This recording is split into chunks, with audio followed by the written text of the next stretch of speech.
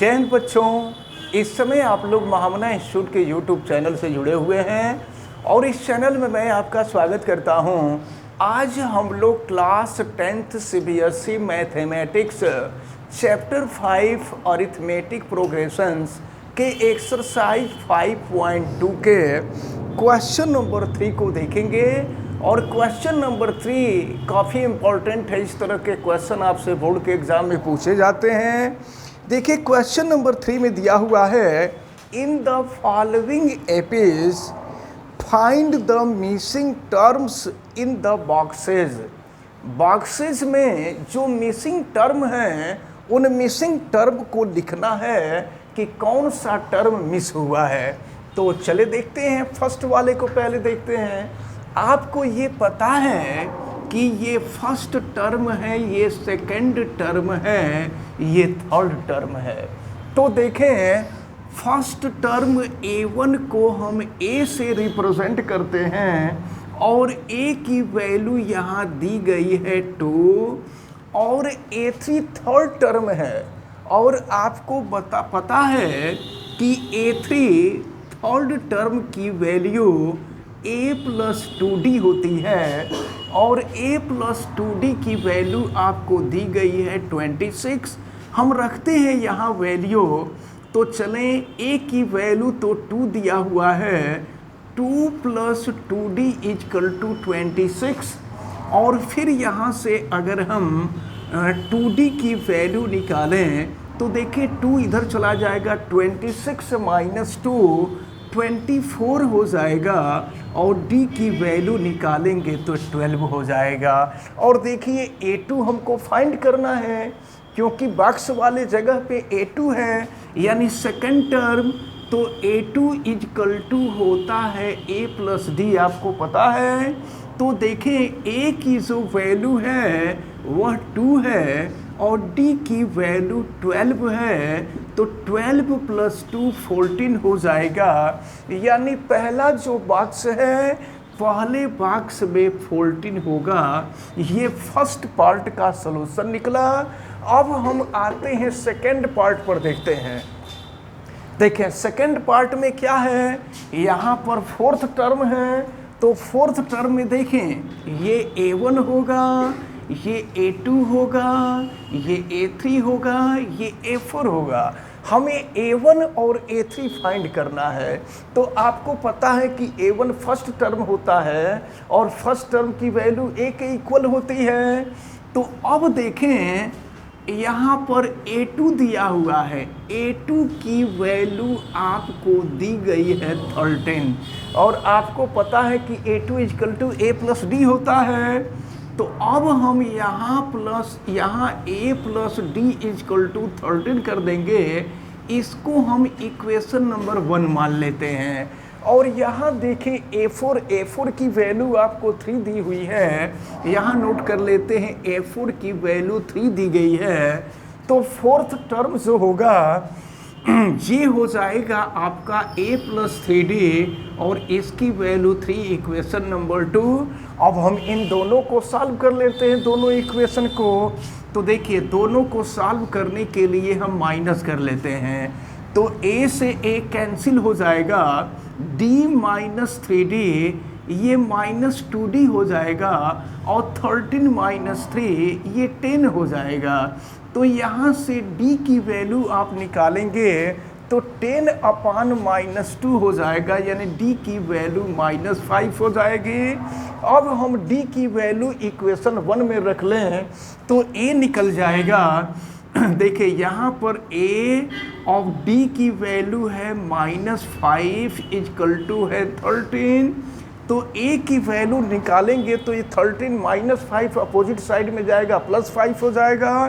तो 13 + 5 हो जाएगा 18। तो आपको पता है कि a1 ही a होता है। तो a1 की जो वैल्यू है वो a है और a की वैल्यू निकल गई 18। तो फर्स्ट बॉक्स में 18 हो जाएगा। अब a3 की वैल्यू निकालनी है। तो a3 की वैल्यू ये होता है a+2d। तो a की वैल्यू है 18 और +2d की वैल्यू है -5, फिर देखिए क्या हो जाएगा, ये 18 और माइनस हो जाएगा 10, तो 18 माइनस 10 8 हो जाएगा। तो ये जो सेकंड बॉक्स दिया था, सेकंड बॉक्स में 8 हो जाएगा। ऐसे ही इन सबको हमें सॉल्व करना होगा। अब हम थर्ड पार्ट को देखते हैं, थर्ड पार्ट कैसे होगा। देखिए यहाँ भी 2 बॉक्स, लेकिन दोनों मिडिल बॉक्स हैं, 2 बॉक्स में मिसिंग टर्म। तो देखिए ये फर्स्ट टर्म ए है, ये A1 है, ये A2 है, ये A3 है, ये A4 है। तो A1 की वैल्यू जो होती है A होती है, और ये वैल्यू आपको दी गई है 5। और फोर्थ टर्म आपको दिया हुआ है, फोर्थ टर्म जो है A प्लस 3D होता है, और ये वैल्यू 9 1/2, यानी 9 2 ज़ा 18, 18 प्लस 1 ये 19/2। अब देखते हैं हम A की वैल्यू यहाँ रख देते हैं। तो A की वैल्यू है 5 प्लस 3D, और ये हो जाएगा आपका 19/2। यहाँ से 3D की वैल्यू अगर हम फाइंड करें तो ये हो जाएगा 19/2 माइनस हो जाएगा 5। फिर यहाँ देखें तो ये हो गया 3D इजकल टू, सॉल्व करिए तो 5 2 ज़ा 10 हो जाएगा, 19 माइनस 10 ये हो जाएगा 9/2। और फिर यहाँ से 3 से ये कैंसिल हो जाएगा, 3 हो जाएगा। तो D की वैल्यू हो गई 3/2। अब चलिए देखते हैं। तो हमको A की वैल्यू दी गई है और D की वैल्यू हमने फाइंड कर लिया है। तो A2 की वैल्यू हमें फाइंड करनी है। A2 की वैल्यू A प्लस D हो जाएगा। तो A की वैल्यू है 5 और D की वैल्यू है 3/2। सॉल्व कर दीजिए तो ये 10 प्लस 3 ये 13/2 हो जाएगा। तो ये जो फर्स्ट बॉक्स है, इस फर्स्ट बॉक्स में आ जाएगा, देखिए 13/2। अब इसके बाद सेकंड बॉक्स में हम लोगों को देखना है कि सेकंड बॉक्स में क्या होगा। तो सेकंड बॉक्स में हमको A3 चाहिए। देखिए यहाँ हम सॉल्व कर लेते हैं। A3 चाहिए तो ये हो जाएगा A प्लस 2D। तो A3 इजकल टू A की वैल्यू है 5 प्लस 2 और D की वैल्यू है 3/2। फिर ये हो जाएगा 5 और प्लस हो जाएगा 2 से 2 कैंसिल हो जाएगा 3 और 5 3 8 हो जाएगा। तो यहाँ A3 की वैल्यू निकल गई 8। इस प्रकार ये जो थर्ड पार्ट था, अच्छा ये जो 13/2 है, इसको भी हम चाहें तो मिक्स्ड फ्रैक्शन के रूप में लिख सकते हैं। क्योंकि ये मिक्स्ड फ्रैक्शन में दिया हुआ है, इसलिए इसको आप मिक्स्ड फ्रैक्शन में ही लिखिएगा। अब चलें इसके बाद हम आते हैं फोर्थ पार्ट पर। तो फोर्थ पार्ट में देखें क्या दिया हुआ है। ये A1 है, A2 है, A3 है, A4 है, A5 है, A6 है। ये सब वैल्यूज़ यहाँ पर दिया हुआ है। और चलिए देखते हैं। तो A1 की वैल्यू आपको, A1 की वैल्यू A के इक्वल होती है, और ये वैल्यू आपको दी गई है -4। और A6 की वैल्यू 6 दी है। तो A6 की वैल्यू होती है A प्लस 5D, और इसकी वैल्यू दी गई है 6। तो अब हम A के जगह पे -4 प्लस 5D इजकल टू 6 करते हैं। फिर ये हो जाएगा 5D is equal to -4 opposite side में ले जाएंगे तो 4 प्लस 6 10 हो जाएगा। और D की वैल्यू 10 को 5 से डिवाइड कर देंगे 2 हो जाएगा। अब देखते हैं A2 की वैल्यू क्या होगी। यहाँ हम निकाल लेते हैं। तो A2 की वैल्यू होती है A प्लस D।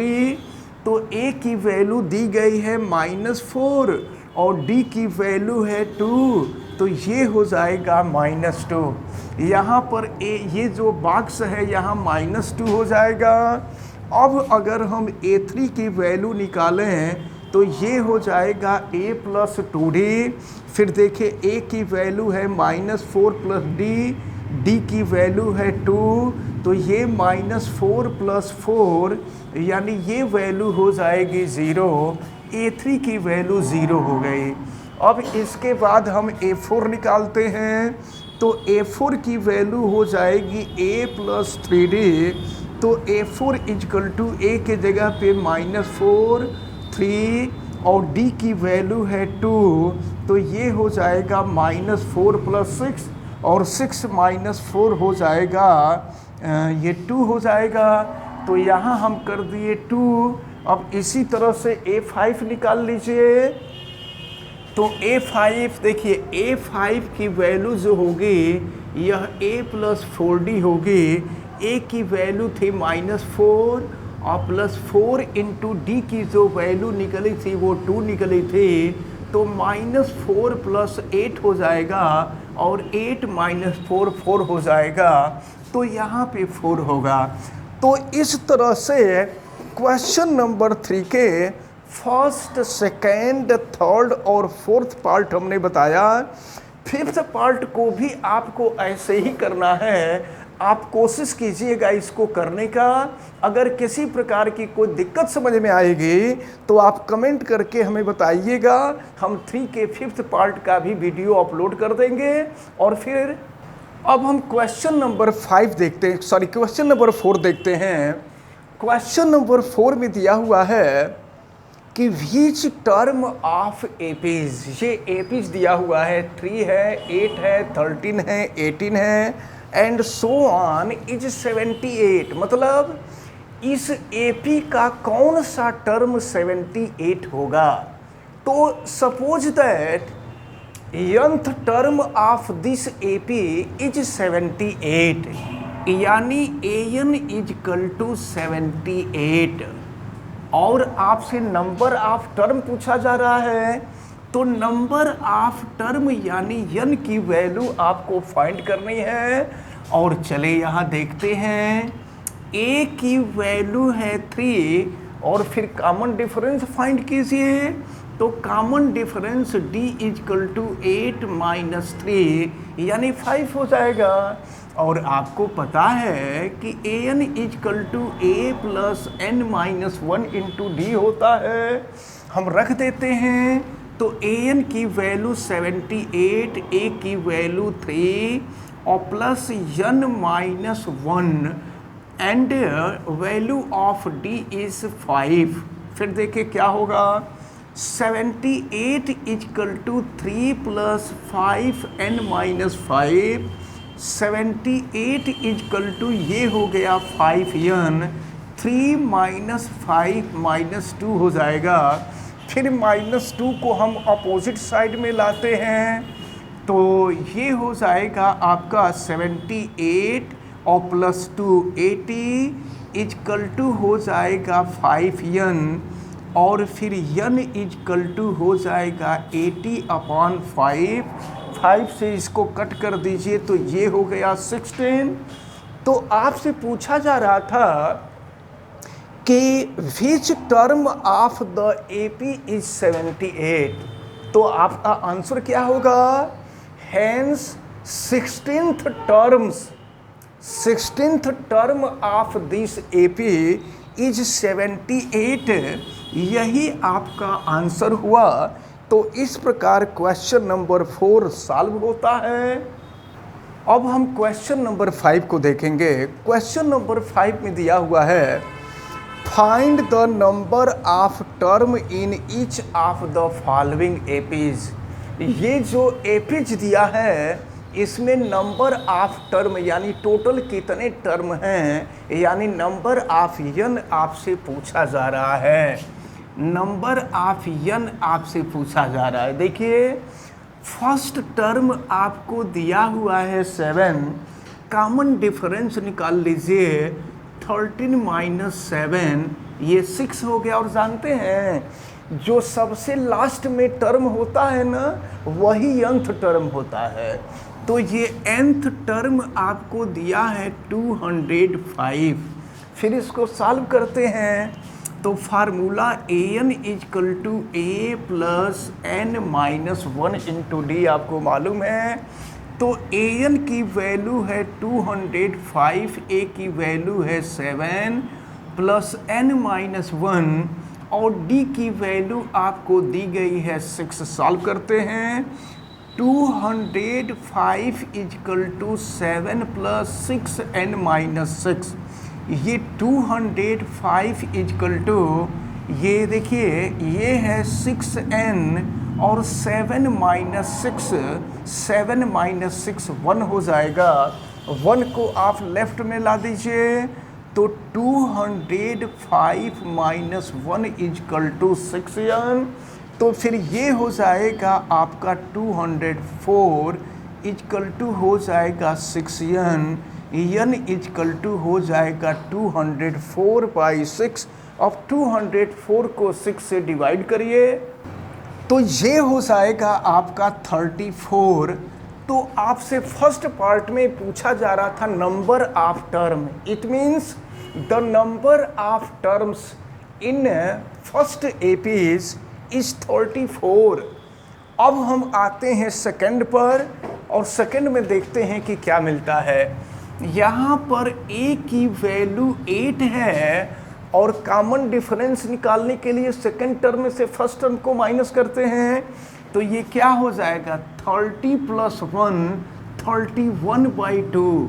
तो ये हो गया 31/2 माइनस 8 करते हैं तो ये 31 माइनस 16/2 हो जाएगा। माइनस करिए तो ये हो जाएगा आपका 15 और 15/2 हो जाएगा। ये कॉमन डिफरेंस निकल गया। अब ज़रा देखते हैं कि अच्छा एक छोटा सा फॉल्ट हुआ था यहाँ, ये 18 है, क्वेश्चन ही गलत नोट हो गया था। ये 18 है और देखें a की वैल्यू 18 तो कॉमन डिफरेंस भी चेंज हो जाएगा। इसको हम आपसे सॉल्व कर देते हैं। तो ये common difference d is equal to ये 31/2 माइनस 18 हो जाएगा। तो फिर ये देखें क्या होगा 31 माइनस 36/2। तो 31 माइनस 36 ये हो जाएगा -5/2 हो जाएगा। अब ये जो लास्ट टर्म आपको दिया होता है ना वही nth टर्म होता है an इजकल टू -47 दिया हुआ है। अब हम इसको सॉल्व करेंगे और चलिए देखते हैं फार्मूला तो वही होगा an is equal to a plus n-1 into D. तो an की value -47 is equal to 18 plus n-1 और d की वैल्यू है -5/2। फिर देखते हैं क्या मिलता है। तो 18 को हम अपोजिट साइड में लाते हैं -47 -18 इजकल टू ये हो जाएगा -5/2 और ये हो गया n-1। फिर देखते हैं क्या होता है। ये हो जाएगा आपका ये 5 हो गया और 65 हो जाएगा। ये -65 हो गया और इजकल टू ये है आपका -5/2 और n-1। फिर देखें माइनस से माइनस कट कर देते हैं।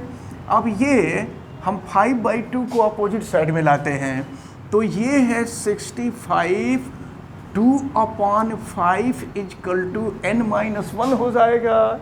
अब 5 से इसको कट कर दीजिए तो ये हो जाएगा 13 और 13 टूजा हो जाएगा आपका 26 इजकल टू n-1। -1 को अपोजिट साइड में लाइए तो 26 प्लस 1 इजकल टू n, यानी n इजकल टू हो जाएगा 27। It means 27th term of this APs is -47। ये जो क्वेश्चन नंबर 5 था ये क्वेश्चन नंबर 5 सॉल्व होता है और हमें उम्मीद है कि आज जितने भी क्वेश्चंस आपको बताए गए हैं ये सभी क्वेश्चन बहुत अच्छी तरह से आपको समझ में आए होंगे। आप वीडियो को लाइक ज़रूर कीजिएगा और अगर आप इस चैनल पे नए हैं तो चैनल को सब्सक्राइब भी कीजिएगा। चैनल सब्सक्राइब करने के लिए यूट्यूब पर महामना इंस्टीट्यूट सर्च कीजिए और रेड कलर के सब्सक्राइब वाले बटन को क्लिक कर दीजिए। चैनल सब्सक्राइब हो जाएगा।